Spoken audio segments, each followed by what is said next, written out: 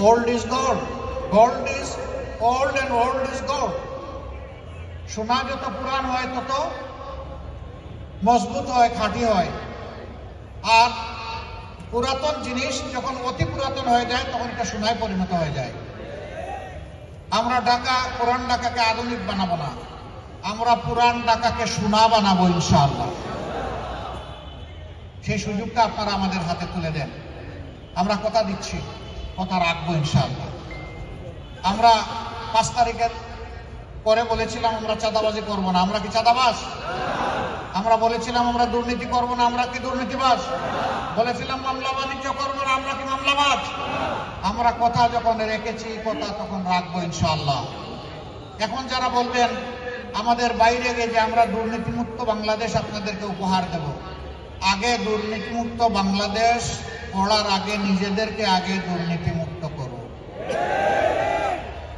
বগলের নিচে ঋণ খেলাফিদেরকে নিয়ে সংসদ নির্বাচন করবেন আর জনগণকে আপনারা ন্যায় ইনসাফের বাংলাদেশ উপহার দেবেন। এ সমস্ত ঘুম পাড়ানো, মন বুলানো গান আর চলবে না।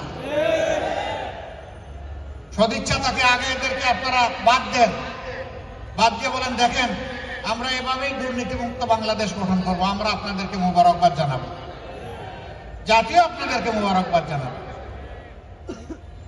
সম্মানিত ভাইয়েরা এবং বোনেরা, আসুন তাই 12 তারিখ আমরা ইনশাআল্লাহ গণভোটে হা বলি এবং 11 দলের প্রতীককে বেছে নেই আগামী দিনের নতুন বাংলাদেশের জন্য। যুবক যুবতীরা, আমরা ভাই বোন তোমাদের হাতে কোনো বেকার ভাতা তুলে দিতে পারবো না এবং দিব না, বরঞ্চ আমরা তোমাদের হাতে মর্যাদার কাজ তুলে দিতে চাই, যাতে সম্মানের সাথে তোমরা গর্বিত নাগরিক হিসাবে এই দেশের অগ্রগতিতে অবদান রাখতে পারো।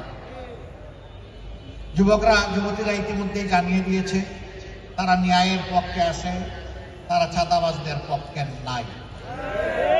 5টা বিশ্ববিদ্যালয়ে সেই রায় দেওয়ার মাধ্যমে গোটা জাতির চোখ খুলে তারা দিয়েছে। তোমাদেরকে মোবারকবাদ। আমরা ঢাকাবাসীকে মোবারকবাদ জানাচ্ছি। আপনারা যেভাবে আমাদের ডাকে সাড়া দিচ্ছেন, আমরা আশাবাদী 12 তারিখ বাংলাদেশের 18 কোটি মানুষের বিজয় হবে ইনশাআল্লাহ। বিশেষ কোনো দলের বিজয় নয়, আমরা জনতার বিজয়, 18 কোটি মানুষের বিজয় চাই। আল্লাহ আমাদেরকে কবুল করুন। এবার আমি আপনাদের সকলের